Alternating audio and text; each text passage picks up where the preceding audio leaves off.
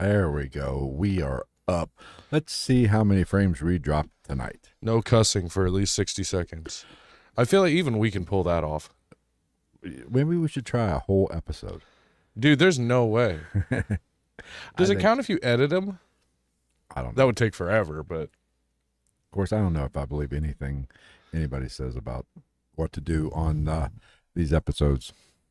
Because you listen to one person, they say one thing. You listen to another person, say another. Maybe we just stop. I don't care. We just drop the conspiracy theories. That's why they're limiting us. See, I don't think they're limiting us. They're not. We just suck. Honestly, I think that's what it is. We're just not that funny. Even though things are picking up. Slow growth. Growth is growth. We're growers, not showers. Oh, we are definitely, some of us. Some of us are neither. Some of us just exist. We're just here. We're just happy to be here. I mean, I think it's all in the timing, but it's starting to come around. It is a little toasty, but it's cooled off a little bit since I turned the fan on. We will get started here in just a moment with another Poltergeist. I could have swore I did this episode. Either I did it or it's in my list of shit to do. Oh, I hope we made it past a minute. Fuck. We did. We're good. I don't remember doing this one. We did, but we cover it in the new format. Yeah, it's true. But we will let some people get in here, and then we will start this shit show. Yeah, it's definitely cooler in here. Let's see here. If anybody's wondering, one of the AC units in this house broke. We think. That's the beauty of it. Now those things are like so affordable that like you just fucking go get a new one. Motherfuckers. What? Not telling me we're up. I'm up. Oh, I know why. Because I was on our account. I wasn't on my personal account. You jackass. That's why I didn't get a notification. There we are. Look at us, two handsome sons of bitches. We're something. All right. But there's not really much going on in the world to talk about. I think we can almost get right to it. I did hear a pretty funny story about somebody dying. I can talk about. I will say this. Nobody personal.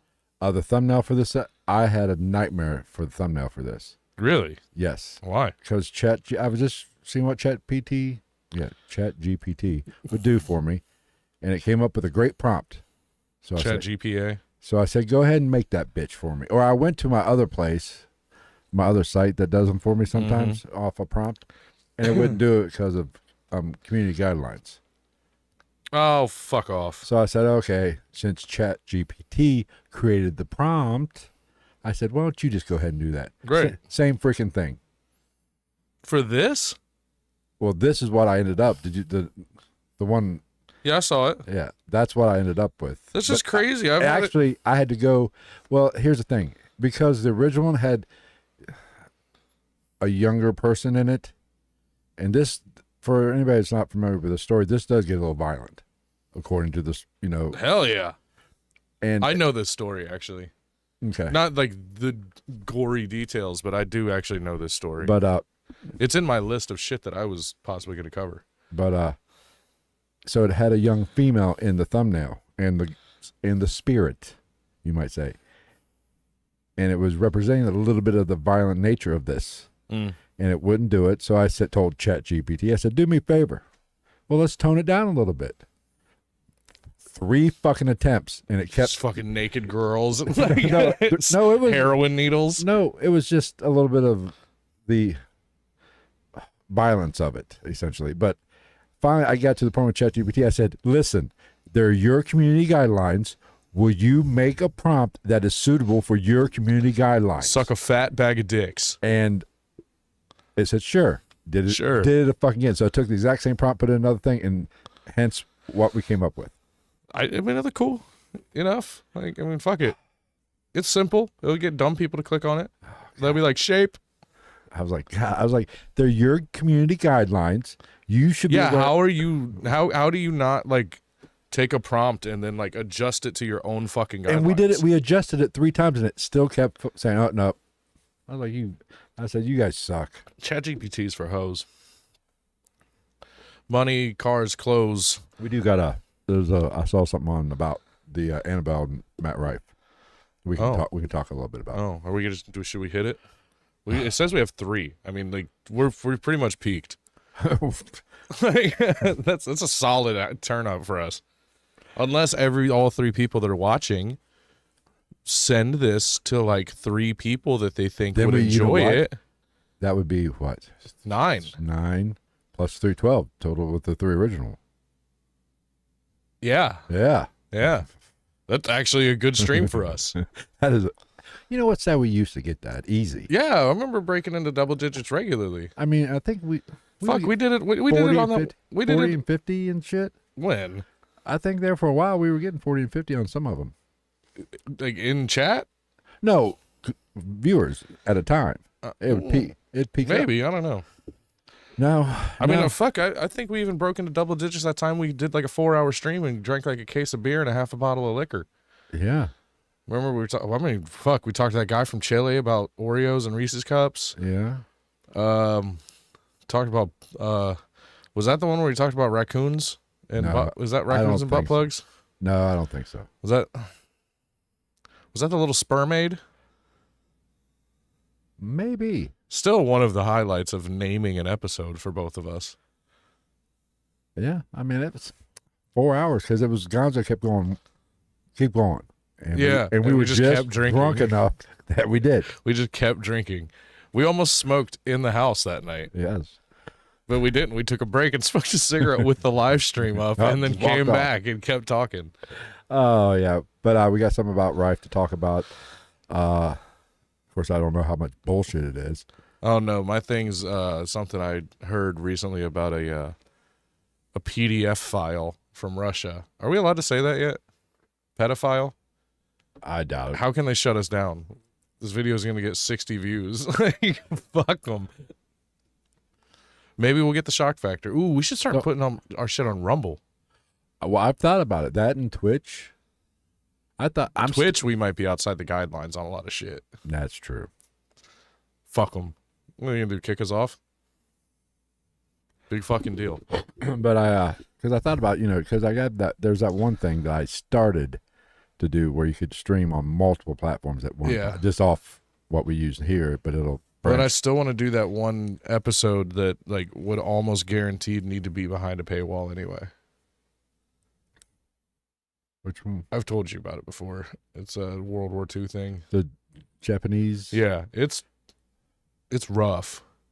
It still to this day has literally like the worst piece of information I've ever read with my own eyes. And I think your people. Yeah. I'm watching The Pacific again right now too. Yeah. But just watch Band of Brothers. That's actually, I forgot Tom Hardy was in that. Yeah, that's right. Yeah. Young Tom Hardy. Yeah. Yeah. I watched. Did you watch The Men of Easy Company? The documentary? Like, you know how in Band of Brothers they had those clips where it was like one of the dudes from Band of Brothers? Right. And they'd be talking? That's a full like hour plus documentary that HBO made that is also really good. For some reason, it seems familiar. Like all the main characters from the show are still alive and did that documentary. They have a reunion every year. Like whoever's left from Easy Company. Because apparently there was never an Easy Company after that. Like Easy Company itself stopped existing after World War II ended. Easy passed. Yeah. NWA stopped. I get it. They're just rolling down the street in their 6'4", jocking the bitches, smacking the hoes. Can't say that. I just did. I'm about to tell a whole story about a Russian pedophile that's hilarious to me. It made me think Russia maybe not that bad. Hit the intro. All right. Well, we gotta do. Gotta do the hook. But tonight we were doing. That's the hook. Maybe Russia's not so bad.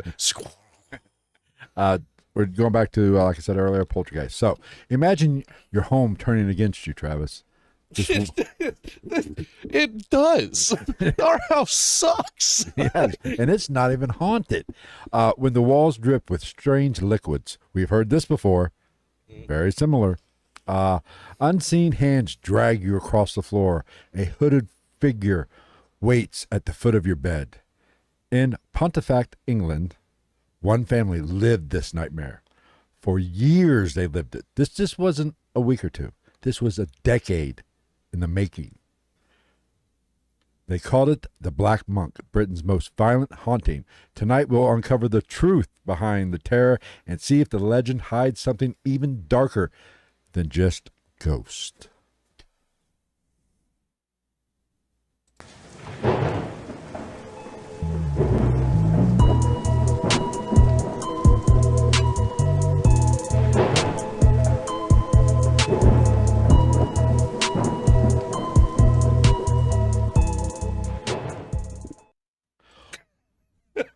You like that? I liked it. Welcome to another episode of the GITM podcast, where we cover the true crime and the paranormal. Occasionally we'll hit some conspiracy shit.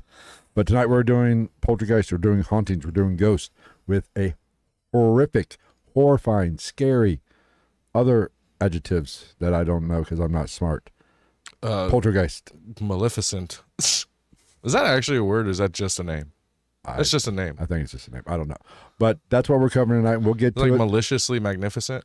Something like that. But I wonder. It kind of fits the character. Maleficent, the witch from Sleeping Beauty. Maliciously magnificent.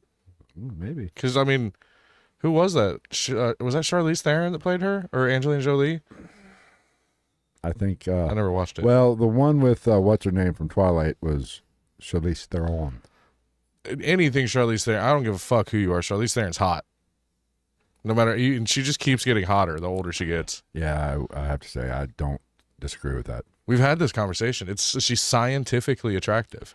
She's the, whatever that was, that Fibonacci sequence. Yeah, literally, yeah. That's why she's so attractive. Yeah. She's like, it all boils down to more.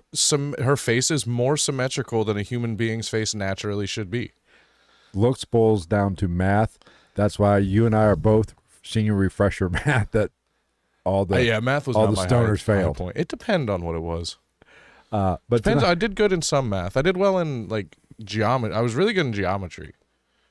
See, I suck. I was great in algebra. I got other fucking loser kids to pass geometry.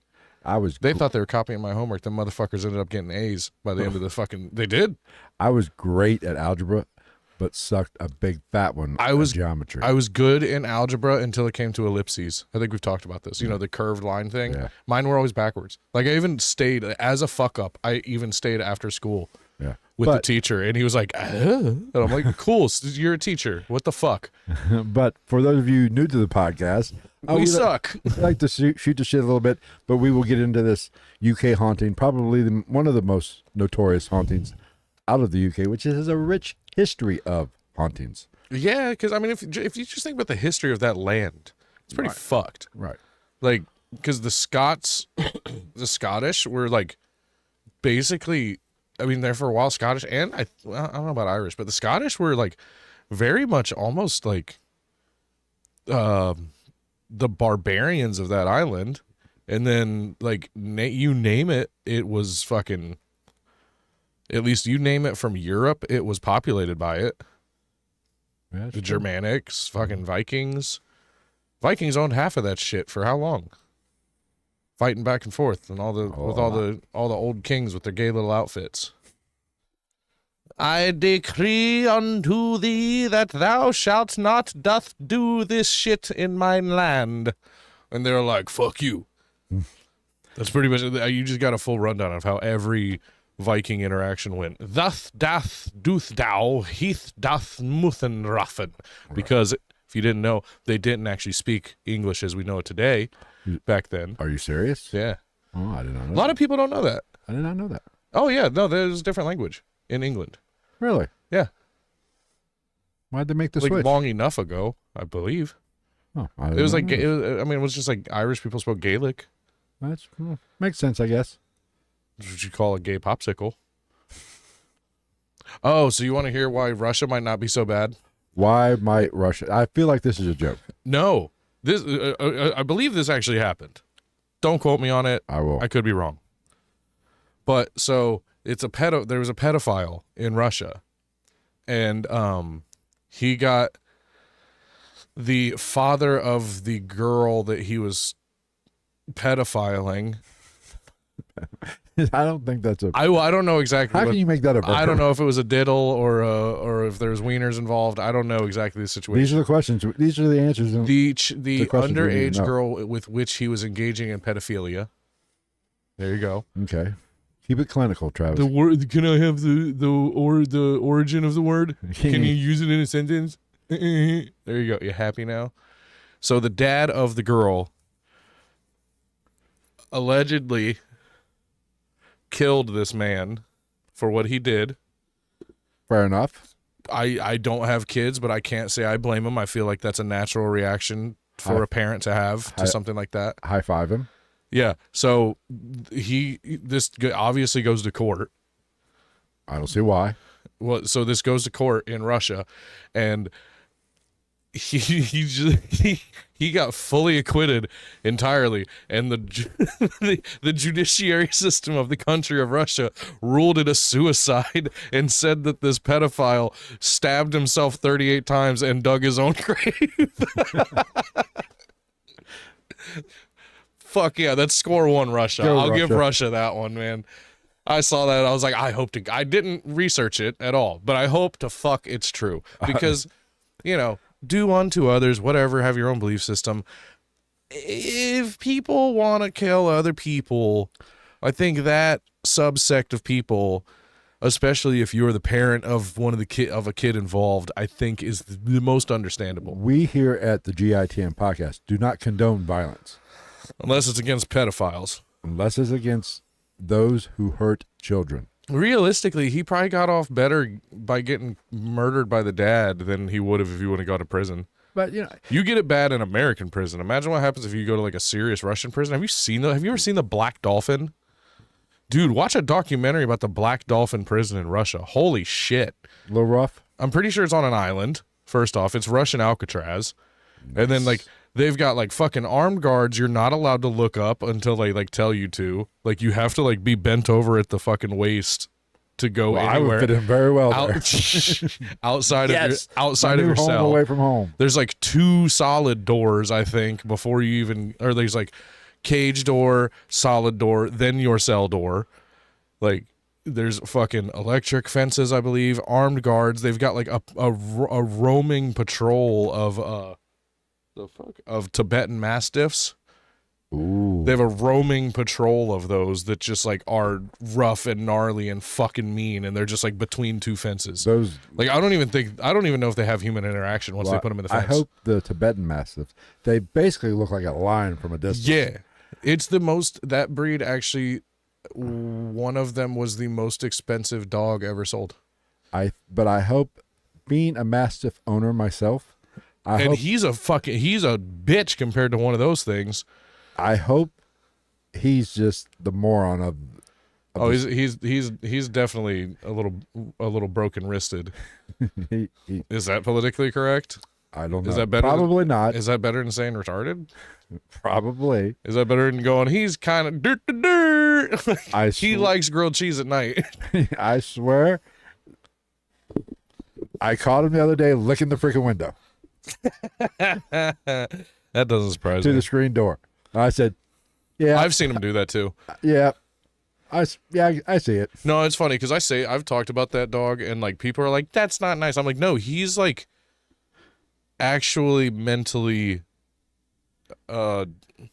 deficient. You can tell. Yeah, he's just by looking him in the eye. Like he's like it's depending on which eye you're looking at.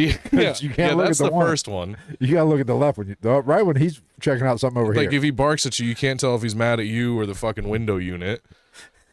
And then like he's definitely bless his heart. He's definitely dumb as shit. Oh yeah. Like you try to tell, like I try to tell him to come inside, and like I can tell that like I really don't think he doesn't listen, and I think it's because he legitimately has no idea what's going on. You just let him outside, and like he doesn't even know what stuff is. He just starts to frolic, and he's like, green. But for the dumbest dog I've ever seen in my life, he's not bad. God love him. He doesn't shit in the house. He's potty trained. Yeah. He will hold that shit all day long. Yeah. I mean, he's done it once or twice just I mean, if he has a seizure, that's different. When he has a seizure. And then one time, it was kind of my fault because I hadn't let him out in a while. And he was prancing the door, looking at me, and saying, "Hey." Well, that's why, like, you call me stupid. Well, that's Let's why go. a lot of times I don't let him out when I come home because you don't get home much later than me. He doesn't fucking listen. It's 50-50 if he wants to listen to me. Right. Which is part of it. Let's be honest. And if he wants to listen to me. Well, and there's also the fact that, like, if he needs to go out, I let him out. Right. But every time I come home, he's chilling like a motherfucker. Yeah. He doesn't even like stand up anymore when I come in. He just looks at me while I walk by and goes back to sleep. Yeah. But like I said, tonight we're doing a UK haunting. But before we get that started, was it last week or week before last? I can't remember. We talked about Matt Rife purchasing. Last week, I think. Was it last week? Purchasing the Warrens' home. Yeah. He did not purchase the items in the museum, but he is the caretaker. Him and another guy are the caretakers for 5 years, I believe. Yeah, that's what she said last week. There was a picture. I don't know if this is real. Was it a little like Hispanic looking dude with a beard? I think so. It's probably the guy from Overnight. I can't remember his name. They were standing next to Annabelle in her plexiglass case, that protects. And apparently somebody did a little enhancement, contrasting. And apparently it looks like there was a demon in the behind them. It was probably something else in that fucking room. Do people not understand that room is filled with shit? Like, it's not just Annabelle and, like, one other thing. That room is wall to wall with shit. Whatever. Artifacts, whatever you want to call them. Haunted shits. See, I don't put It's basically just a fucking, like, what do they call it? An oddity shop. Which I would like to go to. I never have put a lot of faith or belief in haunted objects before. No? But don't you think it would be nice if you could touch my body? Because not everybody's got a body like me. You're going to start serenading. You got to have faith. George Michael there, buddy. I prefer the Limp Bizkit version. That is true. Not bad. It's better than the George Michael version. The George Michael version just sounds like fucking Karma Chameleon with different words. It's fucking true. Hey, Boy George was ahead of his time. Why? Because he was gay? Boy George was not ahead of his time. He was just like, if fucking Cyndi Lauper transitioned, you'd have Boy George. But think about the time, because I remember I was young. I was like 11 or 12. And impressionable. I was 11 or 12 when... Shortly before college, when experimentation. Wasn't it Culture Club? Culture Club, yeah. I was confused. I was like... Why am I hard? Boy, girl, I don't know. It? What the fuck? Mom. Back when MTV played fucking videos, that would come on and be like, what? Mom, check this thing out. I don't know. What is this? Catchy? But what is it? What am I looking at? Come check out this shim. All right. Yeah, but apparently there was a demon caught There's not a on fucking camera, demon. which... It's probably just a creepy fucking thing that's also in the room that was behind them. Or just a weird reflection that when they adjusted the contrast... It was Boy George. Maybe. It was Boy George 2020. Isn't he dead? I don't think so. Maybe. I don't know. Jamie, look that up.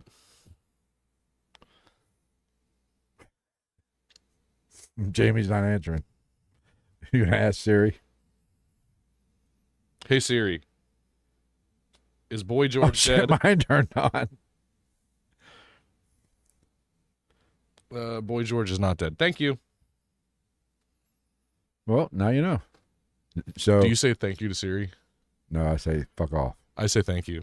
And he says, I have a fucking, what is it? I think it's like, it's got like a fucking, like a specific British accent I put on there.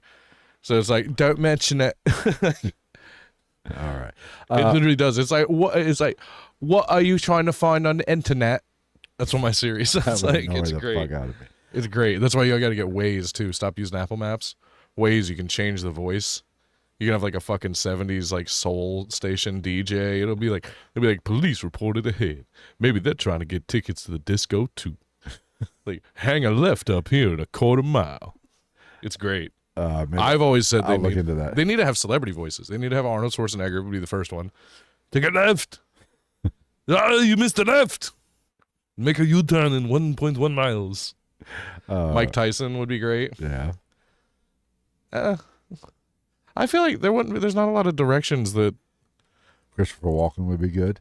No, you would miss every exit. Exit right, and oh no. Continue straight, and Nicolas Cage. Oh, ooh. Jeff Goldblum. John Lithgow. That's who I want to be my fucking voice for my GPS.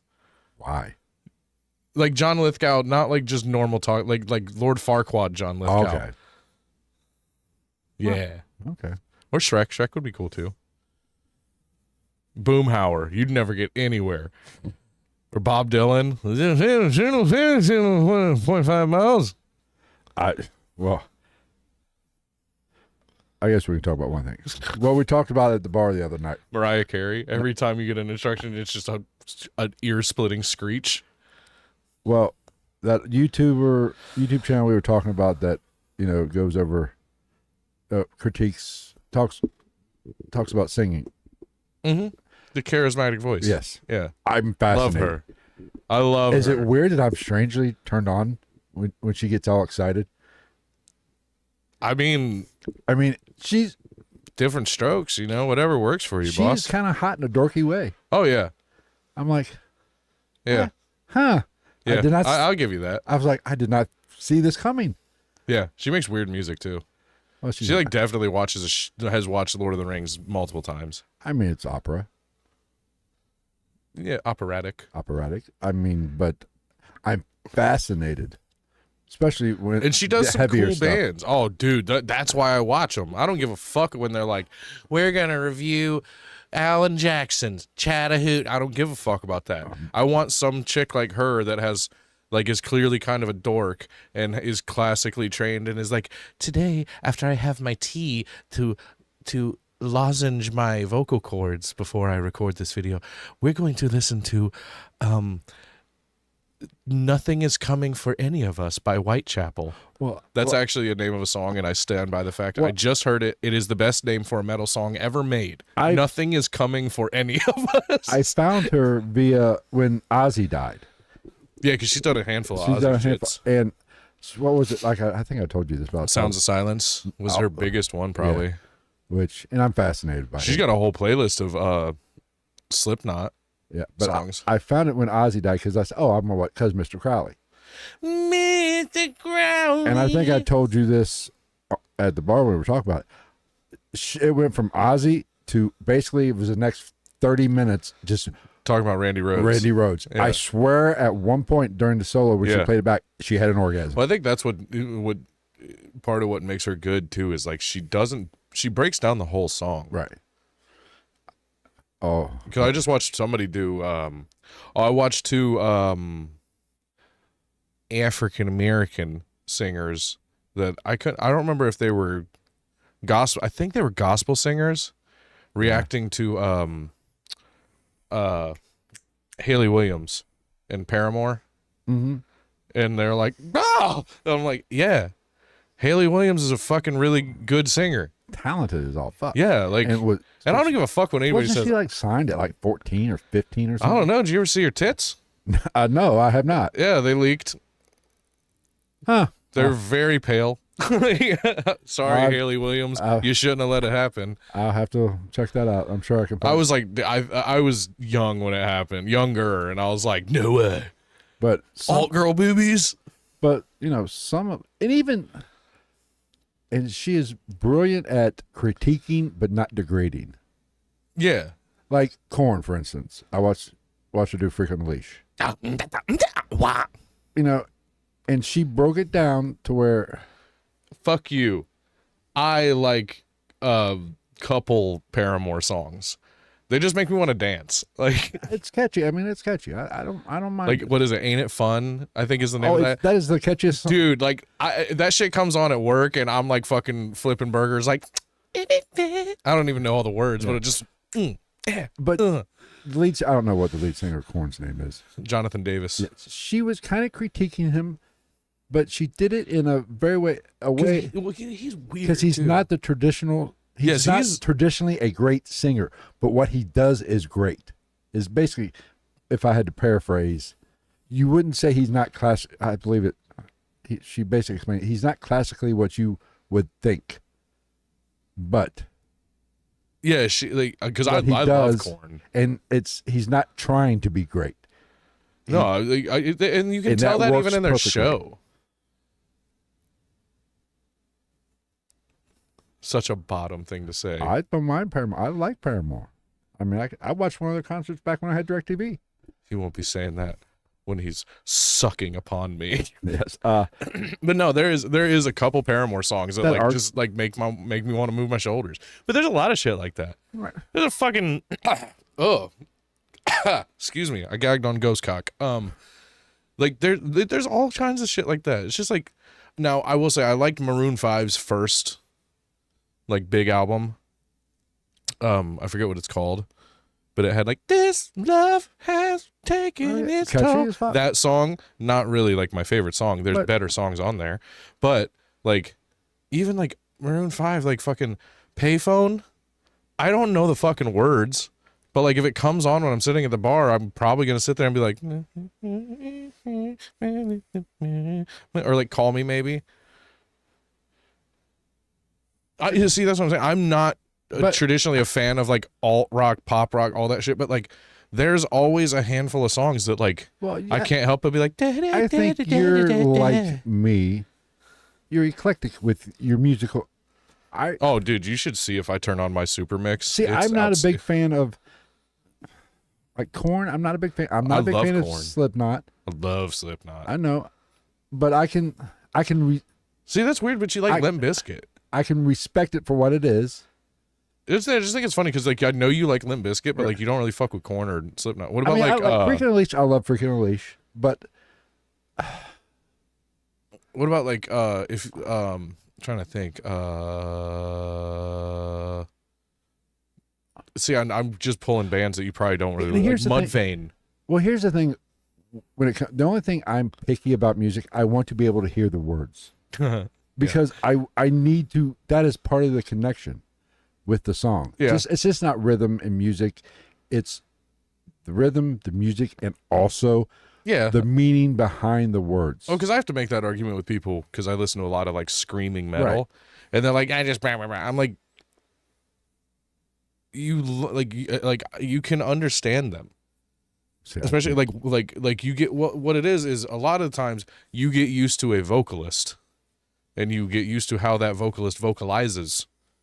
So like I listen to like a lot of Paleface Swiss. I can understand everything that Paleface in every Paleface song, or like Whitechapel. I've listened to Whitechapel since I was fucking like in high school. I can understand Phil Bozeman even on the new album, which is crazy heavy. Good job, good job, Phil Bozeman and Whitechapel, because what was it? When a demon defiles a witch, a lot of people were hating on the album with that song on it because it had a lot of clean vocals. They were like adventuring with their artisticism a little bit. don't think. Shut that. up. Okay. But they were getting. Don't think that means what you think. They it were means. they were trying to branch out. They're, you know what I mean. They're like every which artist does. You have And to then- reinvent yourself, Dude, that was years ago, and then everybody was like, "I'm not hating. I know what you guys were trying to do, but like it's just not for me. All the clean vocals, da da da da." And then they were like, he was like, "Oh well, we're dropping a single for the first time since that album, and it's the heaviest song we've ever made." And then I listened to it, and I said, "Holy fuck, this is the heaviest song they've ever made." And then they put out, I think the album's called Hymns of Dissonance. It's dope. It's got that song. Nothing is coming for any of us. Right. See, but I want to be able to hear the words. That way I can relate it to something in my life. To Yeah. relate it. I'll tell you what. So I end up crying on the couch saying, I'm going to die alone, motherfuckers. You know, but to where what I respect that genre of music for, they are fantastic. They're much better than they give them credit at musicality. Everything. Yeah. Because it's not easy to fucking play. It depends on what you're talking about, because like anybody can play a breakdown, but to write and perform a breakdown and make it sound cool, even though you're playing like 45 BPM Right. and you're only playing like 2 notes, that is art. There's nothing better than just like when you know it's coming and you're like, oh, it's gonna be so heavy, and like most people expect metal to be like, and they just and like hold one note for like 3 seconds, and you're like, where like I respect a good vocalist, whether that be, yeah, I forget his name from Disturbed, David Disman or David Draymond. Draymond, yes. I mean, amazing vocalist. Seen them live, good show. Can do anything with his voice. Seen Korn live, and good show. And I like Sebastian Bach. I think he was back in his He's younger just an days. asshole. He's an asshole, but phenomenal vocalist. That's like I can listen to Christina Aguilera Yeah, that bitch could all sing. day fucking long. Yeah, she could sing her ass off. Adele all fucking day long. Ain't no other man can understand. Because because it's talent. Fucking catch me rolling to work at 8:30 in the morning, smoking cigarettes with my shades on, just cruising along, windows down. You are beautiful in every single way. I can. I just turn every song into Creed when I drive. That's true. And like Creed's guitarist is amazing. is slept on. I don't know his name off the top of my head. That motherfucker put together some riffs. Yeah. Creed was He just had a very he had a 90s style vocal later than everybody else. Right. Basically what he was. and I know you'll love this, but like I said, Nickelback, I will take can write some fucking bangers. I think what it is with Nickelback is I'm just fucking tired of Nickelback. Well, that is the problem when you get that big that quick and you are everywhere. I'm tired of the shitty Nickelback songs that everybody always plays. The one of like I'm driving at the back, like that fucking. Hey, I want to be a rock star. Suck my balls. But they have decent songs. Those ain't it. Well, they're great for a party. They're good and catchy. They're good for drinking. He might be one of the best songwriters. He has that formula down. Yeah, I think the main thing I hate about Nickelback is how the fuck is Nickelback atop Rush as the highest selling Canadian band of all time? I'll be honest. I think it's kind of crazy that they're even above Celine Dion just because of her vast career. Here's exactly why. As good as Rush was, amazing. Rush was not good. Rush was amazing. I don't give a fuck what anybody says. Very interesting vocal style. I will say that. Out they were crowning for 10 years, but they were more artistic. Oh yeah, than Nickelback will ever be. If they would have come out a little earlier, I think they would have done better. If they were more, I think if Rush would have spent more of the bulk of their career more in the Moody Blues, Zeppelin era, they probably would have been bigger. Because they rolled so close to the 80s and into the 80s that it was like everybody was kind of onto a new wave. He's just in there huffing. Okay. But like I said, Nickelback, Kruger had a formula of writing songs, and he stuck with it. Oh yeah. It was like a mathematical formula, and so they produced more hits than Rush. Just doesn't mean they're better. Rush took. I'm just gonna say Rush took more chances with experimenting, different sounds, and it was more artistic. Yeah, and I'm saying like that's what I'm saying. Like once they got later, and they got into like the 9-minute songs, like the fucking 2-hour albums and shit like that. If that had been a little closer to the beginning of the career, I think they would have been a little better or done a little better. Right, but they would take chances, and they weren't pigeonholed, and they weren't a pop band. They were artists. Yeah, and they were like, and they were rocking some pretty heavy guitar riffs. Yeah, at a pretty early time. To where like Working Man's a fucking a nasty heavy riff for real. That's I love that song. Lock it up. I had the Greatest Hits album. I love Rush. Geddy Lee's got a very interesting voice, I will say that. All right. I think we've But his ability to do that, on this play bass and keys all at the same time, I think that's slept on. Everybody talks about Neil and Alex Lifeson. I think it's slept on all the things that Geddy Lee was doing simultaneously. After John Rutsey was fired. Good call. You made a good call with that one. I'm not always the big fan of changing band members, but that was a good call. I think we've bullshit for 40 minutes. I think it's time to get into the subject. What do you think? Final thought on music. Neil Peart is the best band drummer of all time. In a band. I would say top 3. I mean, I think that you get to top 3, you're splitting hairs. You know what I'm saying? He's the best of all time. As far as like a performing band. I have drummers that I think are quote unquote better, but they're usually across the board mostly solo drummers. Also, Danny Carey's in that conversation for top 5 from Tool. Okay. We're just going to have, we should just do a whole bullshit about music episode. We could do 8 hours of this between the two of us. I know. All right, let's get into this whole haunting, this Poltergeist, for my second Poltergeist episode. I think we're going to kick off the slides and get into this, delve into this action. I'm going to get fucking 2 knuckles deep in the Black Monk racist. Right. Okay, the family that is involved in this horrifying story is the Pritchard family, consisting of Joe and Jean, the mama and the papa.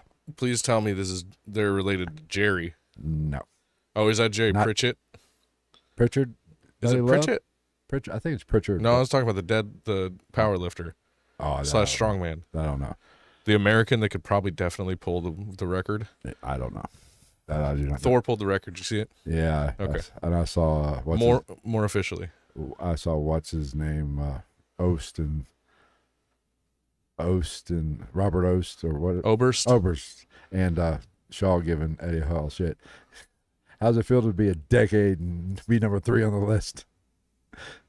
And you did it. He's still technically number 2. Well, if Thor's the first 2, if Thor's the first 2, he's still only the second person. The third pull. It's third pull. Right. And he goes, "How's it feel to be number 3rd on the list?" He congratulated him, and also happened a decade ago, and lose to him in a boxing match. Yes, that's true. Anyway, he congratulated him though. I give Eddie Hall props on that one. He put out a thing before he even pulled it. He's like, "I know there's been a lot of waves between me and Thor," however his fucking accent goes. Hello, Brian. Okay. Anyway, Joe and Jean Pritchard, the mama and the papa. Children, Philip, 15, and Diane, somewhere between 12 and 14. We don't know. I don't know the exact. How long ago is this? 19 in the 6. We're in the 60s. Not long enough ago that you don't know how old your kid is when you're telling this. Well, from the research of stories, there's varying accounts. They lost her for a couple of years. So they started over. Now, Jean's sister Sarah Scholes was at the house for the holidays when the activity started up. So there are basically 5 people at the start of this, and this goes for a while. Sarah Scholes? Any relation to Muscle? No. Like I said, the haunting took place in the mid to late 60s was when it started. The house sits in a state post-war council housing development built in the 1950s. The fuck is a post-war council housing development? I don't know. I'm gonna go ahead. I'm gonna look it up. I had to look up. I have a feeling I know exactly what it is, but I'm gonna double check it. Now, Pontefract is a historic market town known for its medieval castles and its role in the English Civil War. The neighborhood was seen as a quiet working-class area at the time, making the later violence of the haunting all that more shocking. The fuck? What I don't know. It just opened a whole nother fucking thing on me. I think it's like Go ahead, you're good. I'm trying to think of what it meant. I have a feeling I know looked what it up, but I just didn't give. But like I said, I don't want to sound like a total idiot because I've already done that for whole. Let me take a drink and while you're looking that up. We've been live for 45 minutes. Yeah, and we ain't talked about shit. Holy shit! This is what we do. Publicly funded housing built by local councils, primarily in the Okay. United Kingdom following the World War II, with the aim of addressing the severe housing shortage. Yeah, that's what So I thought it Habitat was. for Yeah. Humanity, Yeah. basically. H2H. Ronald McDonald House. All right. Ronald McDonald House for war. Now the Grimace House. Right. This land that this town sits upon, and especially where this house sits upon, does have a dark past. Local legends holds Indian that burial ground. 30 East Drive sits on or near the site of the town's old gallows from the 16th century. This execution ground, reportedly used for public hangings. I thought gallows were... But- No, that's a guillotine. Oh, that's a guillotine. You're right. My Yeah, bad. Gallows is a really good pale-face Swiss song, too. Okay. Here we go again. Used for public hanging, particularly for those convicted of violent crimes. Yeah. Which, why else would you hang somebody? That's bullshit. They're trying to cover their ass. You did not have to be a violent offender to get fucking hung back in the day. Like, this man, why are you hanging this man? He called my wife a bitch. Pull the lever. A 16th century monk allegedly raped, Sexually assaulted, and murdered a young girl. Kill him. He was convicted, defrocked, and executed by hanging, possibly near where the Pritchard home now It's stands. such a good word. Frocked. Defrocked. Yeah. They need to be defrocked more than motherfuckers and stop sending them around the world. Now, some believe his tortured spirit might be that of the Black Monk. Racist. Yes. Has nothing to do with color. Why is he going to be tortured, too? Well, interesting fact, The Black Monk was tortured.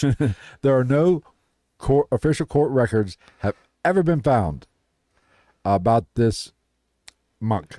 What the fuck do you expect to find from the the 16th century? Actually, I think this was the 11th century. Yeah, what? Now, there was a priory, which is, I guess, a church ground, Yeah. from the 11th century to Priory. the dissolution of the monasteries under Henry VIII. So I don't know exactly what year that was, but I assume 1700s, somewhere in that range. I don't know. Now let's get to the folklore. West Yorkshire has a long tradition of ghost stories and household spirits known for poltergeist-like pranks and violence. In folklore, the spirits are often linked to these religious roots in the area. Oh, not even. What? Henry VIII died in 1547. So 1600s. Yeah. No, not even. Well, the 16th century. Yeah. Damn. How the fuck do you look like that? You're only, well, I guess he made it into his 50s. But holy shit. You would imagine that this painting was from earlier than right before he died. And he only lived from 1491 to 1547. He was like, what 50, a couple years older than you? And you'd imagine this was probably painted of him like 30 years before he died. I think I could pull that outfit off. He looks like John Goodman in fucking The Big Lebowski with a fancy outfit.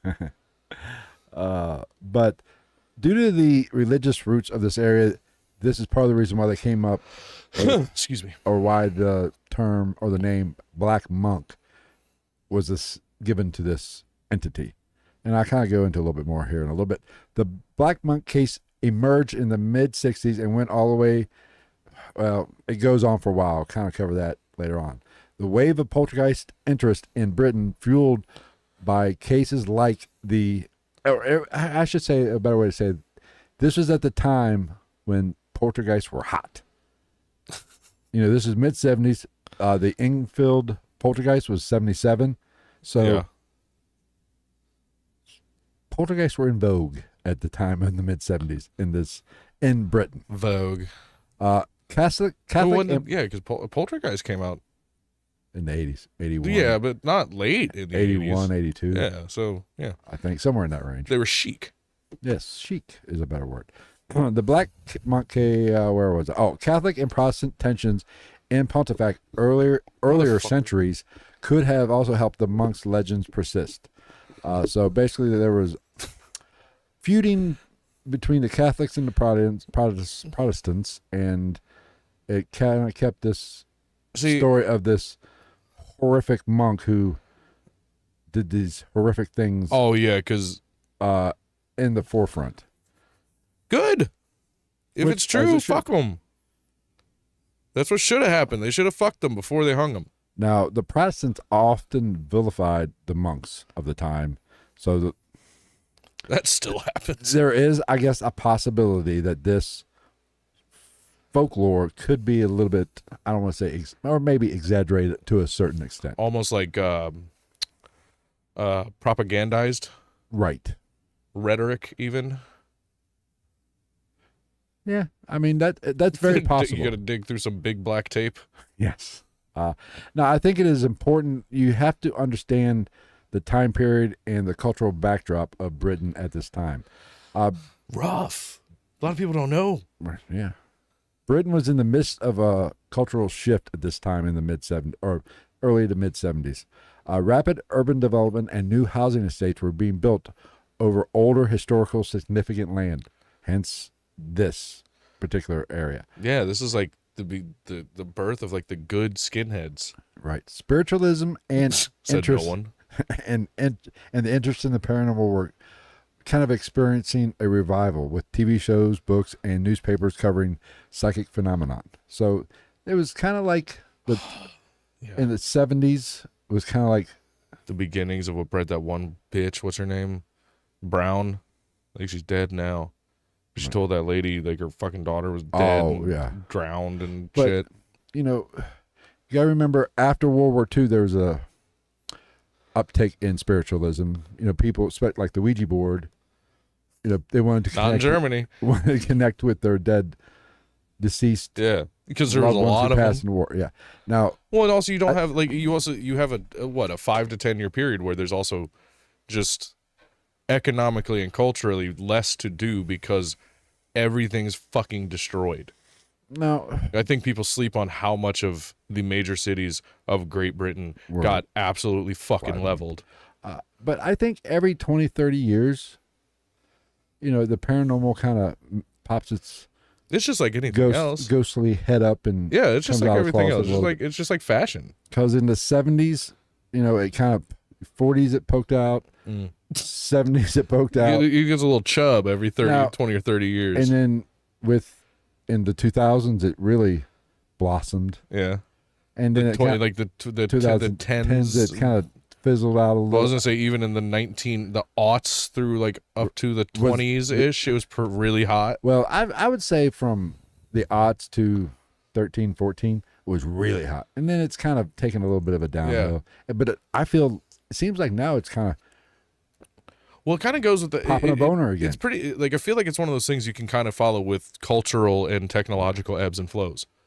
Like it got really big when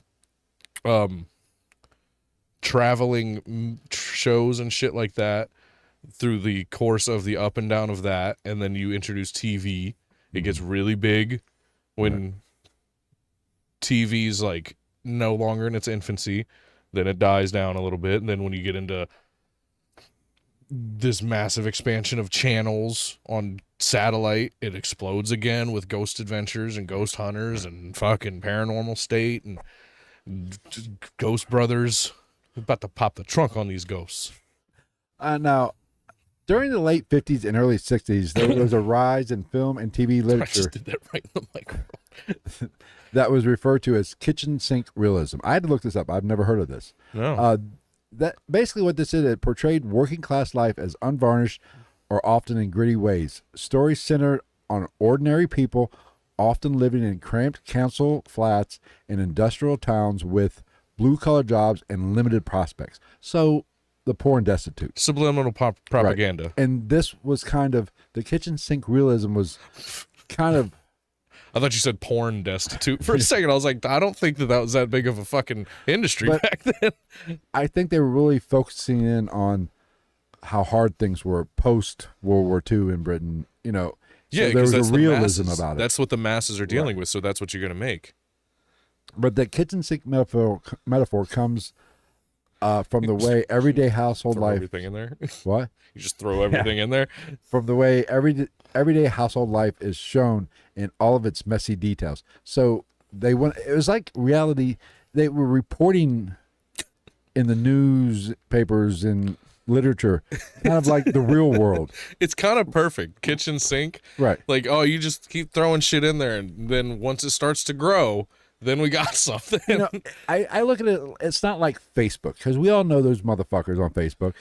They post, oh, how my life is great. I love my family. Yeah. But yet you were talking to them 2 days before, and they were bad-mouthing their husband or wife. They're literally like, I think I'm getting fucking divorced. But yet everything they post is, oh, life is good. Like, just had the best day at the pumpkin patch with the love of my life, my wife and my child. And then you see them later that same day, and they're like half-cocked, spent fucking $30 on some type of internet gambling, and they're just like, I don't even want to fucking go home. I hate it there. All I eat is DiGiorno's, and I'm only allowed to drink water, and I hate it so much. But I think at this time in Britain, there was, I'm sure life is always, people always portray their home life to strangers or other people in a much better light than what it really is. Except us. We suck, and we're well. poor. I mean, we're the exception though. Like we're literally some of the weird people who can say that. Like, we're self-reflective. I mean, we know what we are. Well, and especially from my point of view, like people like I've told you 1,000 times, when we moved in together, like, what's it like living with Phil? I'm like, 88% of the time we're not here together, and if we are, one of us is probably asleep. Yeah. And I'm especially in the fucking summer. I did the math. I've been at this one house that I'm at right now. By the time it's all said and done, I've spent basically a month there this summer. I know. You've loved it, haven't you? You've been walking around naked. No, I found this fascination with not closing. I'm the type of person that closes the door even when I'm into the bathroom. Pooping with the door open is fucking myself, next level. Even before you moved in and when I lived by myself, yeah, I would always shut the door. Pooping with the door open's next level. And so I stink. So I was using the bathroom. I said, you know what, fuck it, I'm leaving the door open. The whole fucking time I was like, he's gonna fucking come home at this fucking time. I know it. I know he's gonna pop in. Because I do that. I was like, so I was a nervous fucking wreck. But it was very liberating. It is. Like this morning, I took my morning piss. Yeah. Didn't even fucking close the door. Oh, if you're not here, I very rarely close the door. Anyway, where was I at? It's great. It doesn't stink as bad when you're pooping because the door's open. It gives it area to travel. In our tiny little bathroom, it doesn't get so hot. Oh, that fucking bathroom gets hot as fuck. Yeah, especially when you're showering. Holy God. Like, I get out and dry off as fast as humanly possible just so I can throw on my boxers, whether you're here or not, and open the door. Because, like, I'll just start sweating profusely. Like me when I do anything physical, basically. Right. Let's see. Okay. The kitchen sink metaphor comes from the way everyday household life is shown in all of its messy glory. Arguments over dinner table, arguments over chores, and small domestic dramas are as important as big events in this time. That's reality. Still today, right? Because you're just showing people the reality that they're living. You're making it not weird for people to live life. Like I was saying before, it was kind of like the start of reality media, essentially, because this is more of a media thing, but it was real world. They weren't sugarcoating anything. They were showing it in all of its nasty. Yeah, it was like a less sugar-coated sitcom. Exactly. Due to the shift in the media, it was a perfect for tales of violent hauntings in ordinary households that resonate deeply with the public public imagination. It was Married with Children if there was domestic assault abuse. Yeah. like everybody thought there was going to be. But with this cultural shift in the way they viewed, I guess, family matters, not the racist show that you like. But I think this was a perfect breeding ground for some of the popularity of like why this story or this haunting exploded, why the Enfield Poltergeist exploded. It was just the perfect recipe for, people were fascinated by it because it was real, it was gritty, it was hardcore. Yeah. And it wasn't just all sugar plums and daisies and unicorns and roses. Yeah. And rainbows. And fucking bitches in white dresses walking across the first landing of the stairs. Now, this case was picked up by the press just not because of the bizarre events, but because ordinary working class witnesses reported they picked it up, or the working class, ordinary people really gravitated to this because they saw themselves in it, and it led. And the people who were also experiencing it and who witnessed it were also one of them. Yeah. So it gave it credibility, essentially. Right. That's just like, yeah, it's the opposite of when fucking Trump tried to play that whole I started from humble beginnings bullshit on his first campaign. Right. But I started from humble beginnings with $1 million from my father. Small loan of $1 million. Bitch, are you fucking kidding me? I couldn't get a fucking $10,000 loan without paying 32% interest right now. The fuck are you talking about? A small $1 million. If I got $1 million loan, I would be paying back $2.4 billion by the time I paid that motherfucker off. But this is part of the reason why the Black Monk ghost Racist. took off, and why, because it kind of triggered something deep cultural within the people. I bet it did. That's why they named him the Black Monk. It got in there and went and just hit the spot. They say you can do that. I don't know. Yeah, they said the Ghost Monk of Pontefract, and nobody gave a fuck. And then they said the Black Monk of Pontefract, and every dad that frequents the pubs in the area went, "What? Did you say black? Oi, who are you? All right, let's another pint in me billy club." Now let's get to the stuff why we came here. What we really wanted to talk about. Start talking about people getting thrown out windows and shit. About the disturbances and the escalation that preceded the calm. Let's start with the calm before the storm. Late in the summer of 1966, the Pritchard family lived a quiet life on East Drive. Philip was home with Sarah during the first when the strange shit started popping off. She levitated and got ripped in 4 pieces. The first encounter set the tone for what was about to come. Now, this is what happened first. It started small, and it was a grower. It's just like a dick. It wasn't a shower. It starts small, and then it gets slightly more impressive over time. with a little stroking and work. It starts and you question things, and then something big happens. You go, there it is. There it is. First signs was water puddles appeared on the kitchen floor. The water was clean, had no clear source, and appeared basically in circles, which I think pretty much all water puddles are in circles. I mean, it just depends on the how level that area of the floor That's is, true. really. But also, fuck off. I don't find that to be at all creepy. Well, hold on.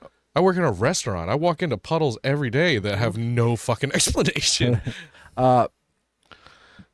Their first line of defense was, hey, let's call a plumber. Yeah. They called a plumber, but they could find no leaky pipes. I got a leaky pipe. The puddles would reappear moments after being mopped up. This became the first documented anomaly in the haunting. So they had a subterranean leak. Maybe, but I doubt it. A water main break, perhaps? I'm sure the plumbers checked for that too. Did you? I'll have to find it. It's not a long story. I'll find the video. I have to show it to you because you're a dad of the teenage girls that text their dad because their roof was leaking, and he was at the bar, and I think he ran back to the house, and he drunkenly ripped out, like, I would say 20 square feet of this roof, like, in the process, was on FaceTime with his brother trying to fix this thing before they found it. And there's literally like we have ceiling tiles. I would say at least a 4 to 6 tile area he ripped out of this roof, shirtless in khaki shorts with his glasses on, drunk. He's talking to Zara. He was like, do me a favor, go downstairs, get me a beer. She was like, I don't think you need to drink anymore. He's like, shut up, I'm stressed right now. He's just cutting holes out of the roof and pulling down fucking ceiling. It's the funniest shit. Okay. Now, as in all great haunting stories, someone died. No. Black guy. Things escalate. Black guy died first. Soon after one of the weigh-ins. Soon after the puddles, white dust or powder cocaine rained down inside the living room. Maybe this was a party house. I don't know. Or perhaps it's just a shitty old house. Could it just be dust? That's what I'm saying. The kid walks across the ceiling loud as fuck, and you're like, "Oi, shut the fuck up, you can't." And like, Now, I'm not big on my drug history, but in '66 was cocaine, I think. cocaine. Was it around? Yeah. Yeah. I mean, Cocaine's been around forever. I know it got big in the late '70s, early '80s. Yeah, cocaine's been around for a long I learned that time. from Forrest Gump. Yeah, cocaine's been around for a really long time in one form or the other. Okay, I'm It's not like heroin. Heroin's been around since fucking like the 1800s. Yeah. Okay. All right. So So put cocaine and coke. Literally, that's the true story. this could have been just somebody's stash up in the ceiling. Or literally just I instantly go to shitty house. You have kids. They're running around upstairs being little fuckers, and it's just fucking like I don't know what. Now like it is a important plaster to of note, some sort. I have to say, Excuse me. this white powdery substance. They did Strike. investigate a little bit. It's dry cum. The dad nuts like the guy from the first Scary Movie where he sticks the girl to the roof every day. He just This is why What are you doing, Jim? I'm scraping me nut off the roof. this is why we don't have any listeners or viewers. Oh no, he's nutted the roof again. Your home is incredibly structurally sound. I don't know why. I do. But just for argument's sake, I should say this white powder. They did do a little investigation, and they noticed the windows were all closed when that would happen, so it wasn't something blowing in from the outside.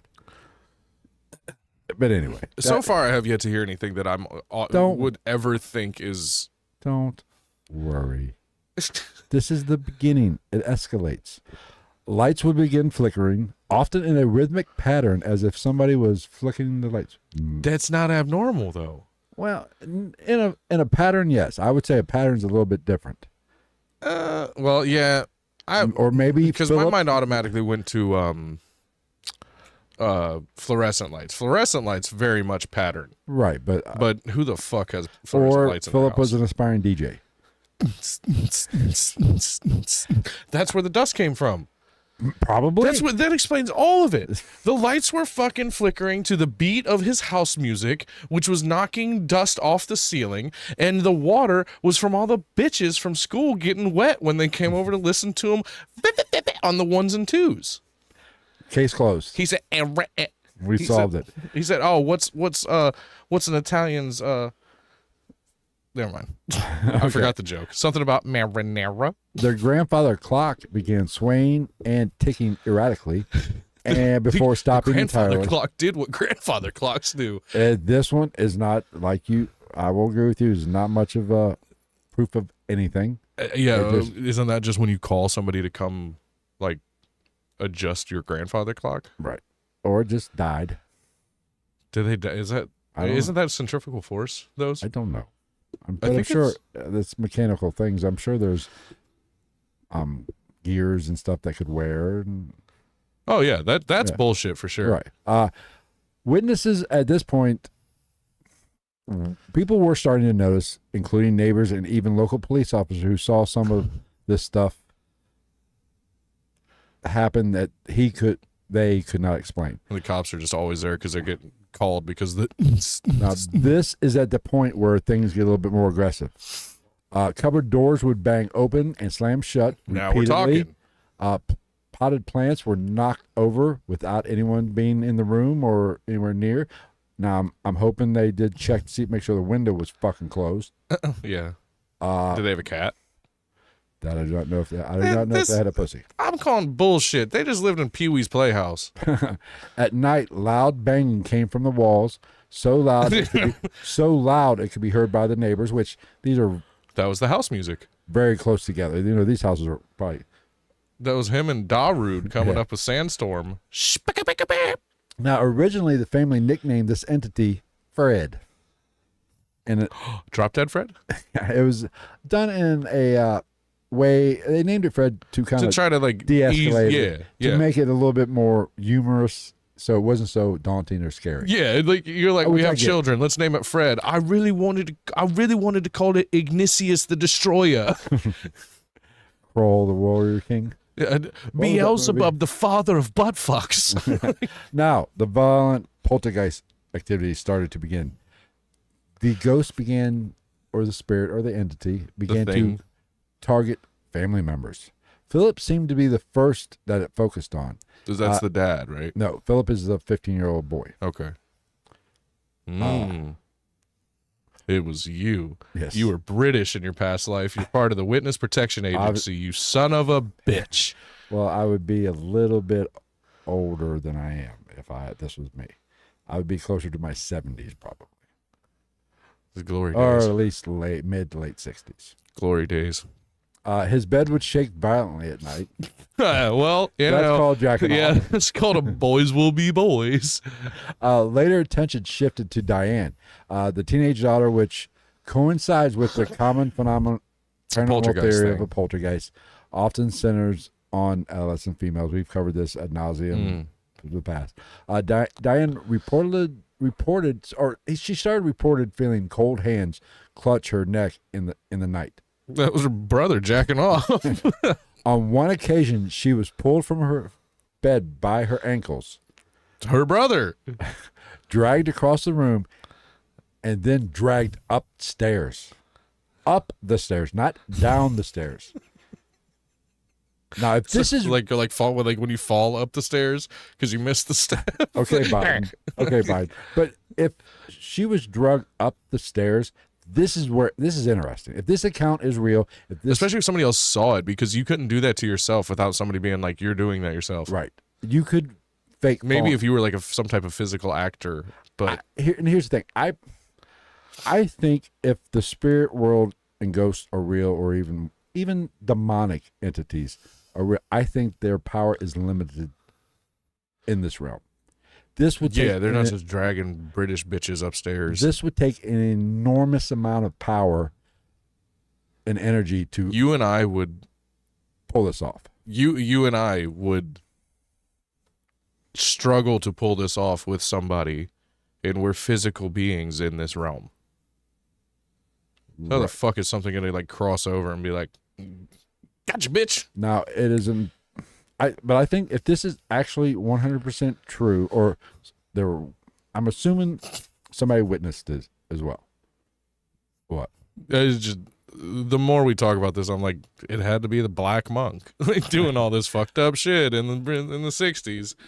I think this might be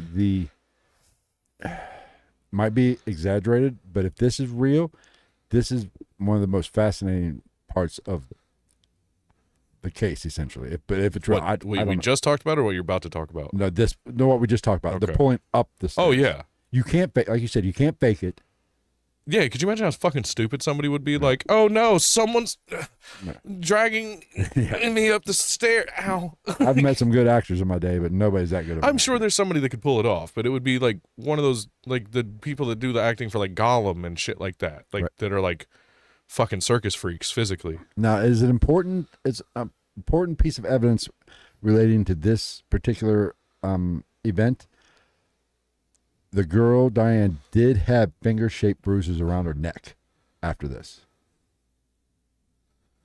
Like somebody was physically choking her. Yeah, I mean it's easily faked, but given the combination of events. Right. Was she dragged up the stairs? She was dragged up the stairs by her ankles, right? That's the way I researched it. That's every account that I saw.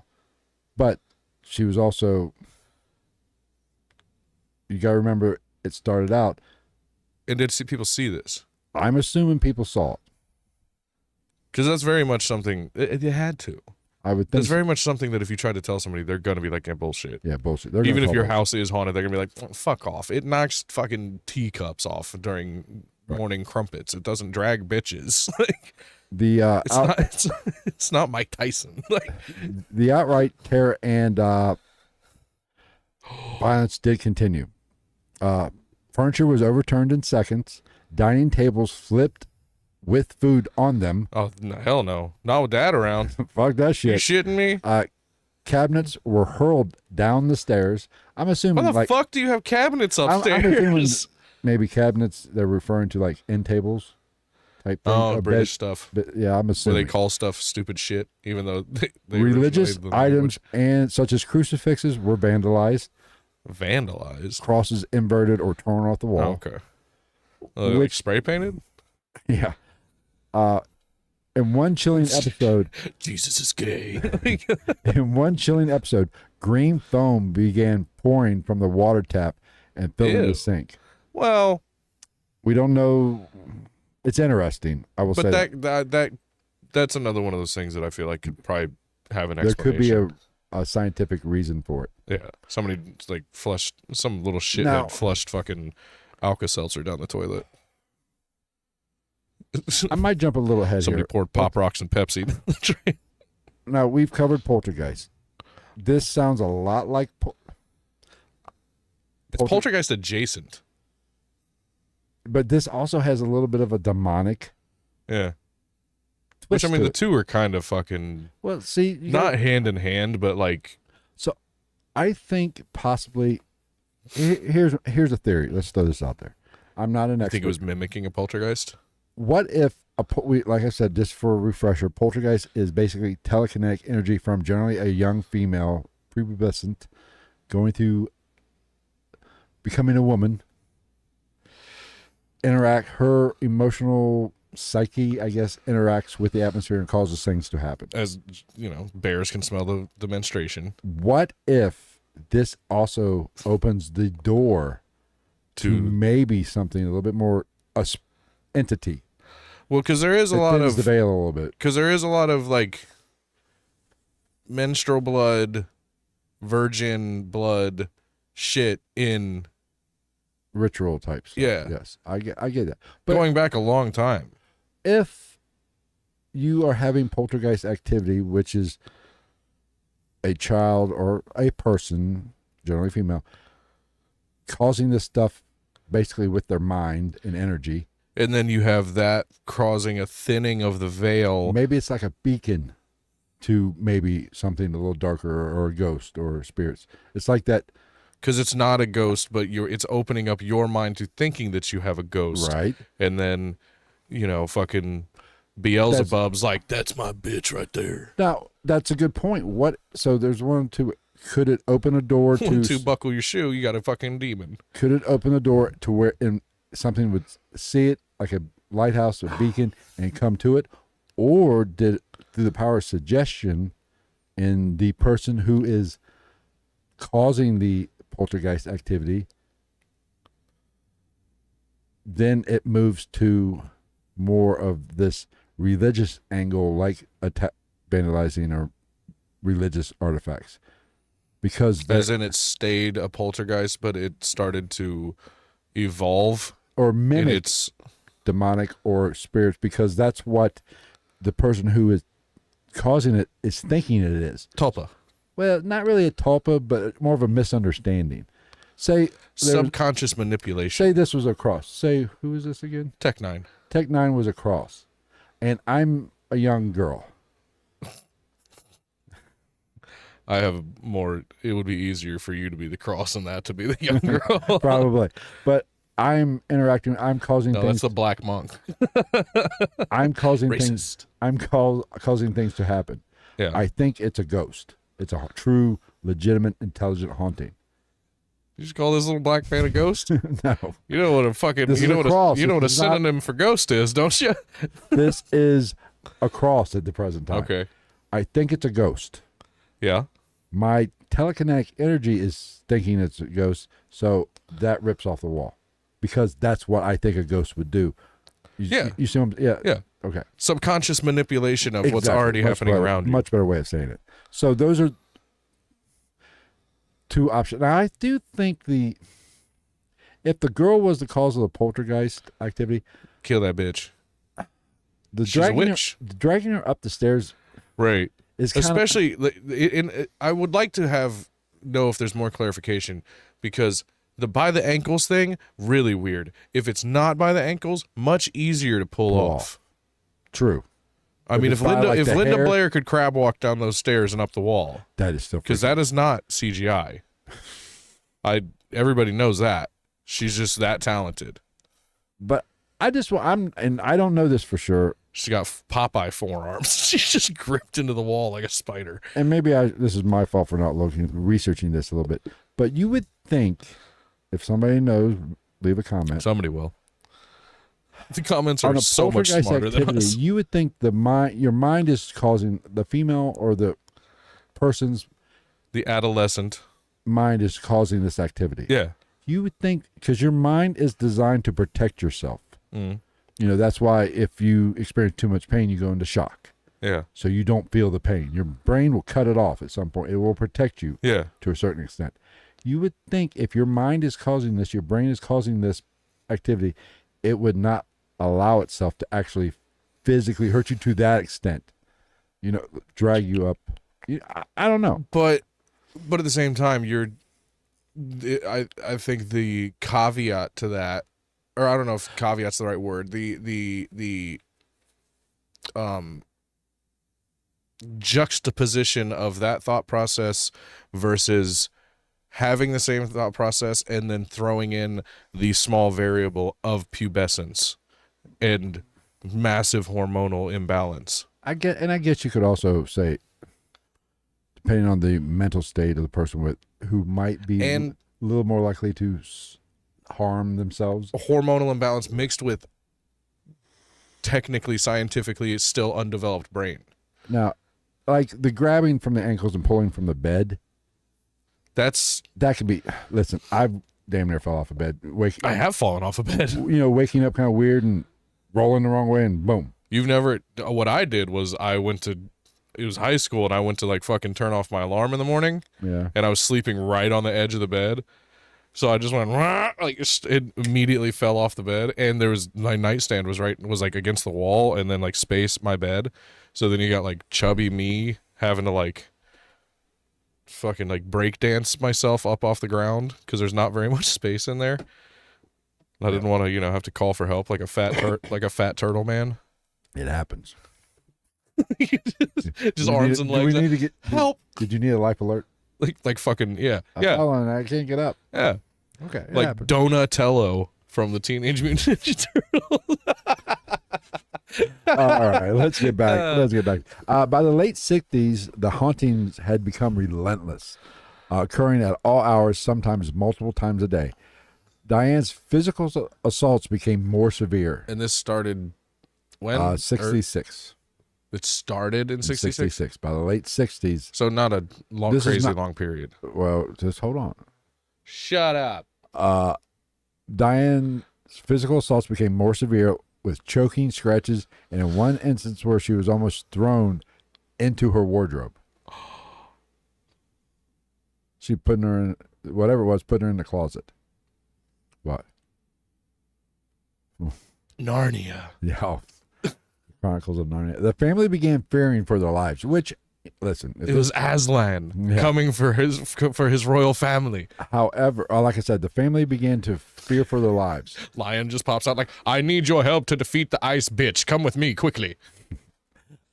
But however, they refused to move, partly due to financial reasons, because given the kitchen, Who the fuck has money? given the kitchen sink realism, obviously they were poor, and partly out of stubbornness, which I kind of get to. Can't we just move? I've put fucking water in the milk for the last 3 fucking days. No, Diane, we can't fucking move. Now, I'm going to the pub. Now, it did seem to peak in the late 60s and going into the 70s. Right around that acid era. Going to the 70s, it seemed to, what? Maybe. You're creeping into the hallucinogen and psychedelic times.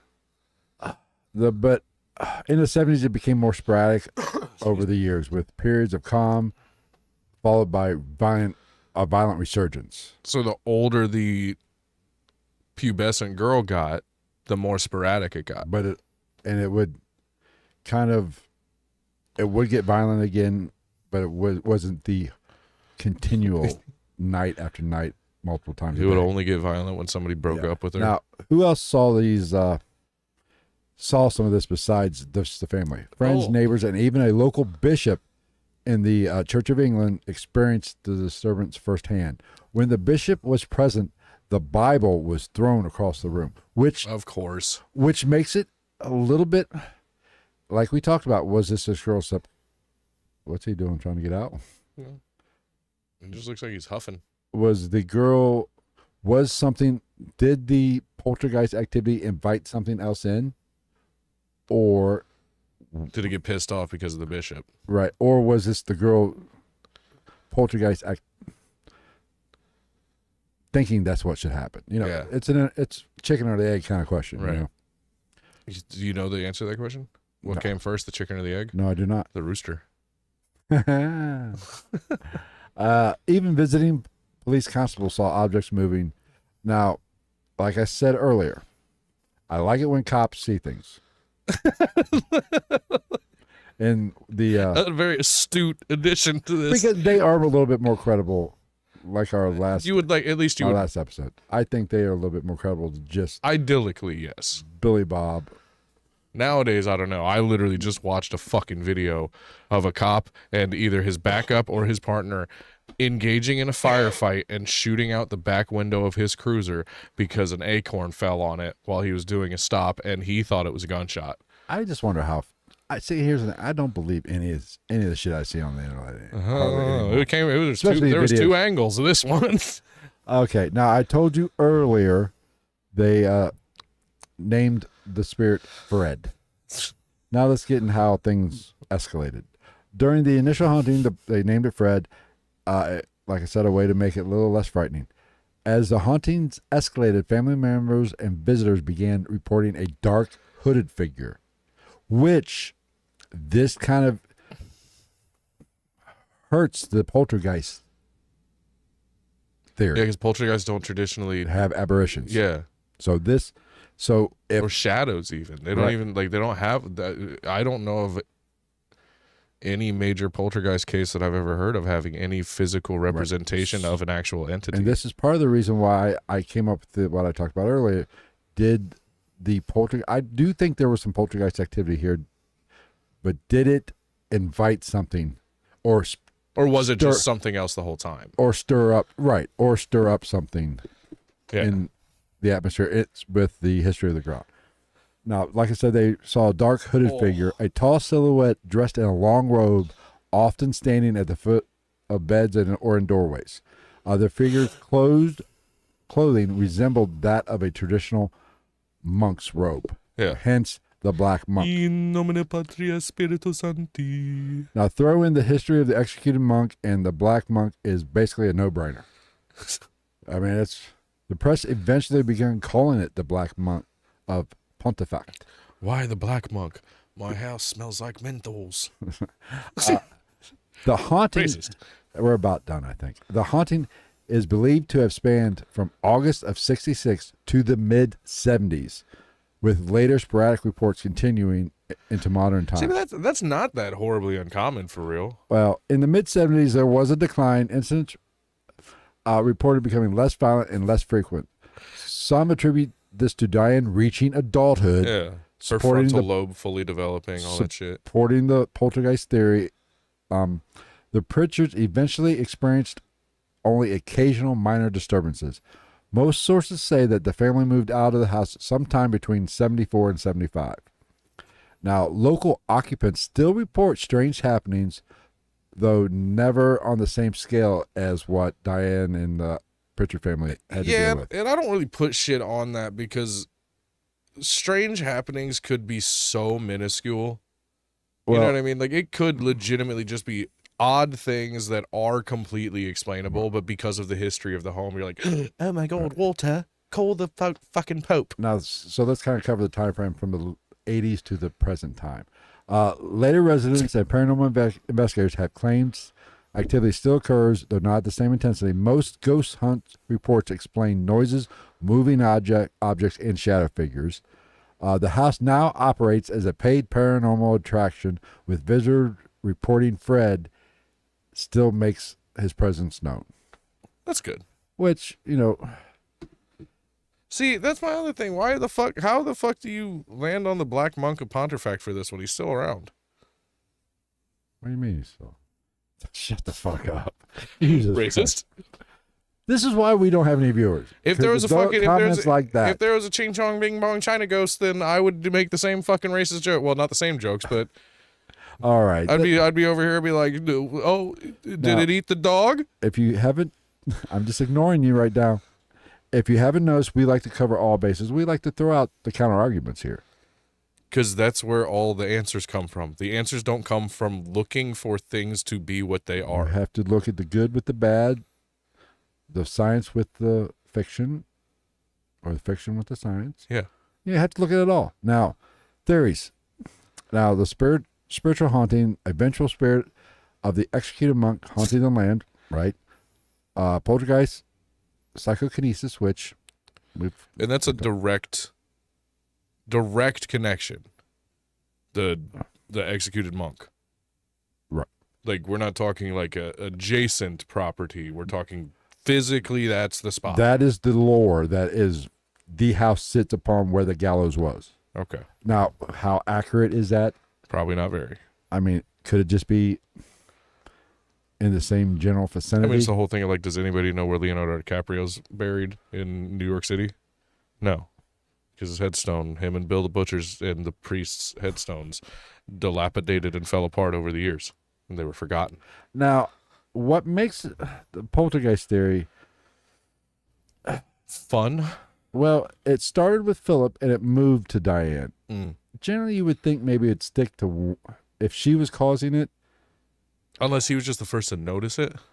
Maybe it's possible. It's murky. Who knows? Demonic or residential or residual haunting.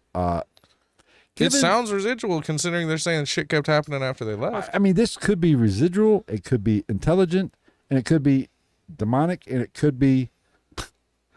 This is a residual, intelligent, demonic poltergeist. I mean, like some of the activity could be residual. I'm no expert, but residual energy or haunting is not going to drag somebody up a stairs. Yes, you are. You're a demonologist. You have the piece of paper and everything. I can't find it. I looked for it the other day. I was around Just hanging go out. fucking find it in your email and reprint it out. I don't even know if I still have it. It might be in there somewhere. I probably erased it. Oh, I mean, that's why this is kind of weird because it hits all the fucking markers. yeah. Maybe it is everything. I don't know. It's the Bruce Jenner of ghosts. Now, skeptics also argue that the monk story lacks official documentation, which is very, very valid. They all do. The story of the monk. Okay, Actually, got it. right. Could be an old wives' tale. I don't know. Well, in even if that was a real person and that really happened, that shit he could have been fucking killed 400 miles away. And That's it just true. fucking works its way down it trickles down the rabbit hole that is word of mouth. Right. Now, what's her name? The Annalise Michelle thing with the defunct priest from like fucking 400 years ago that was apparently one of the demons that was haunting her. Oh, that's right. But he was from like he was like from another fucking country or and some they shit. were all bitching about Hitler. Yeah. Yeah. Hitler's a dick. Yeah. Go figure. Whoever would have that was the least surprising part of that story is that actual named demons were like, Hitler's a fucking douche. Fucking hate that guy. Now, skeptics argue that the lack of monk stories is not. The lack of monk stories. The monk story is very fucking sketchy. It's just so And it's so long ago, and like there's so much of that shit going on. There are always, there's always those shitty commenters, but there's always those people. We tend to find them. There's always those people that think, like, say, for this instance, this haunting was just fabricated to boost that story. But did they make any money off of it? No, I don't. If you're not making money off of it, I feel like you can kind of take that off the table. Now, this, like I said, this did get a lot of media attention. A British author and paranormal research, Colin Wilson, devoted a section of his book Poltergeist to the story, where he interviewed Good name. Creative. where he interviewed the surviving family members, locals, framing the haunting as one of the most violent in record in Britain. I don't believe that. Well, in a haunting, I mean, this is if the story What is about true. the fucking ancient Ram Inn? That's still got shit going on. Yeah, but Or is we're that what talking it's called? violent. We're talking about Apparently the ram has fucking is succubus and is an incubus is sucking and fucking in there. Is the ram in? I thought the ram was in Canada. No, Oh. No, because it's like fucking 1,000 years old. Of course, this book was like in the 80s. So yeah, I'm pretty sure that building's like 1,000 years old.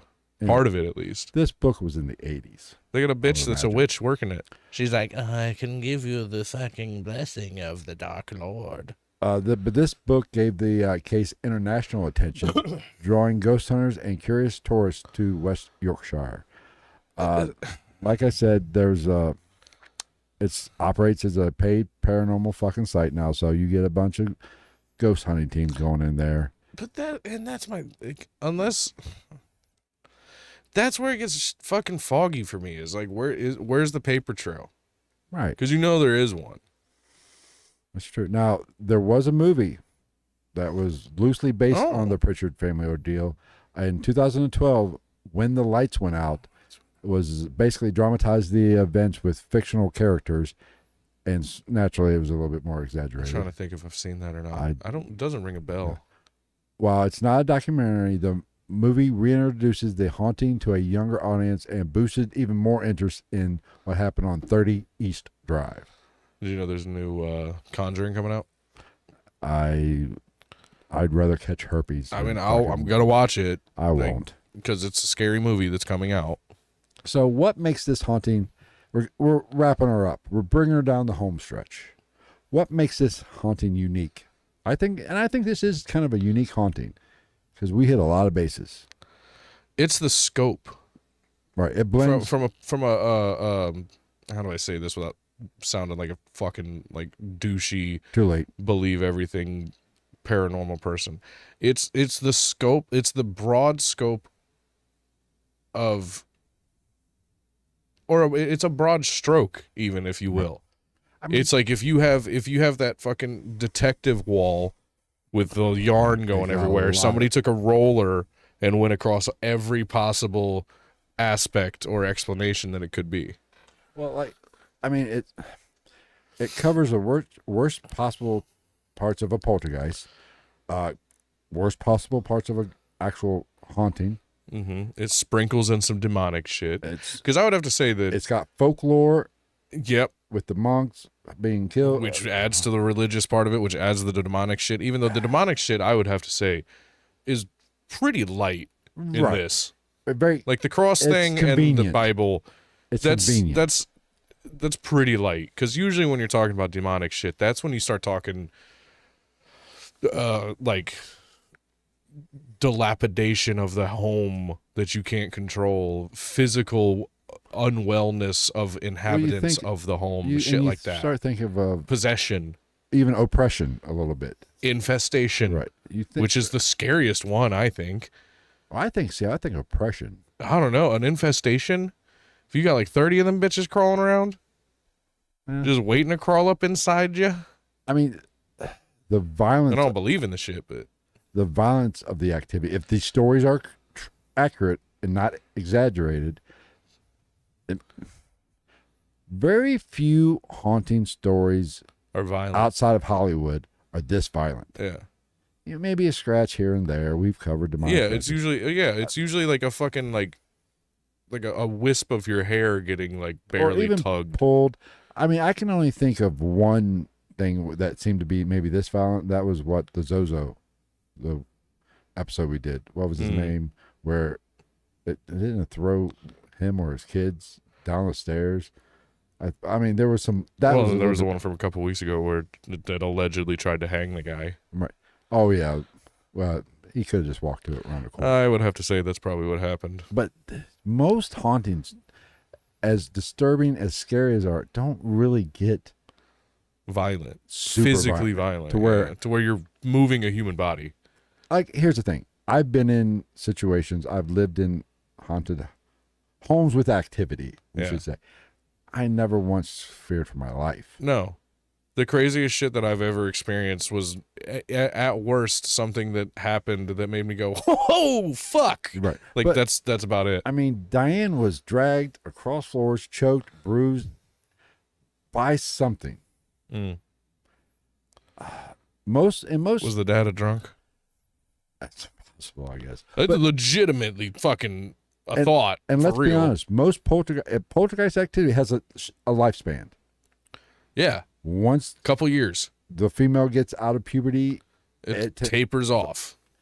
and this one lasted for over a decade. Yeah, and it lasted allegedly through other Decade, after they left. inhabitants of the house. So that makes it a little bit more interesting. That's no longer a poltergeist. right. That's more. By definition, unless we're talking about we're going further into how poltergeists work that nobody's really fucking tried to dive This into. is why I think maybe if this is all real, and I've often said I do believe there's something to. This is like a good conspiracy.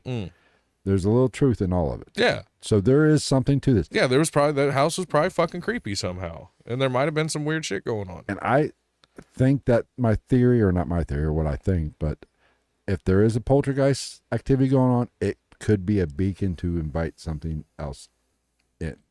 That's why things kind of lingered, but it was not as intense. Oh, because if you believe in the demonic side of all this shit, then it's gonna see that weakness and it's gonna prey on it. Right. Because that's a known thing, and as far as demonic possession and stuff like that, when people talk about that, they prey on the weak. Because that's part of the reason why I hate hearing people talk about that shit. I'm like, when they're like, they prey on the weakest of will and da-da. I'm like, you're literally just making a ghost story up and taking shit that you learned from David Attenborough about lions and fucking turning it into a ghost. I do think there is something to that, because because it just makes sense. Like the Ouija board. Yeah. And my ghost. Yeah, it only affects those that are easily fucking influenced and swayed one way or the other. And my ghost hunting career, as short as it was, I did not. It's not over. We're going to get back to it. I did not follow the rules. I did things just we used the Ouija board incorrectly. Did not close it out. We didn't. It's been in this house ever since. It's the same fucking one. Same one. Now I don't know where the planchette's at, and we're all still here. This guy stole it. Tech 9 stole it. The Black Monk stole it. So, I do think, like I've kind of always said this. I don't ever worry about getting possessed. No. Because here's a demon don't want to get in my head and go, oh, fuck, I'm out of this. Yeah, I can't deal with this shit. This motherfucker's there's crazy. It's like... Hell, and I don't think better. either of us really believe in the shit either. I know. I think it's very possible. I think it's fucking schizophrenia 99.99999% I would go of that the time. high. I would go 75 to 80%. It's misdiagnosed. I think that's way low. I think there are cases where, or insert other mental disorder, bipolar. I mean, some of the physical stuff that goes on. Yeah, I mean, there's another. There is a demonic possession story that I have on my list. I forget which one it is. It's like pretty rough. I look at possession, demonic possession, or even spiritual, like a UFO. Most of it probably bullshit is explainable. Oh well, yeah, or yeah, same thing. But there is a portion of that I don't know. I look at possession as 9/10 of the law. That's about as far as it goes in my reality. Yeah, so I mean, like I said, I do believe it's a fun story. There's something to it. Just what causes it and what it is a whole nother issue. Yeah, and I don't put any credence into the more extreme theories of what was going on there. What do you mean by I think it was just blown out of proportion. Oh, I'm sure. I think if all this shit was true, it was just kind of an amalgamation of poltergeist activity mixed with subliminal influences on what the poltergeist activity was doing. And like the aberration could be a Tulpa-esque kind of thing because of the poltergeist It could have just been a fucking home invader. I mean, if you think about it, like how many times did we hear about it? It didn't seem to pop up a lot. They could have just been burgled.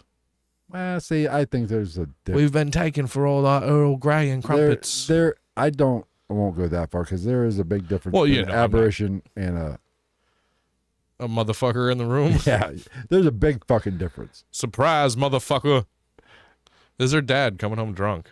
That very well could be. Is this in my fucking But room? there is, I would, if I had to bet the mortgage, I would say like the story going up the hill, up those stairs, probably exaggerated a little bit. Yeah, they Jack and Jilled that bitch.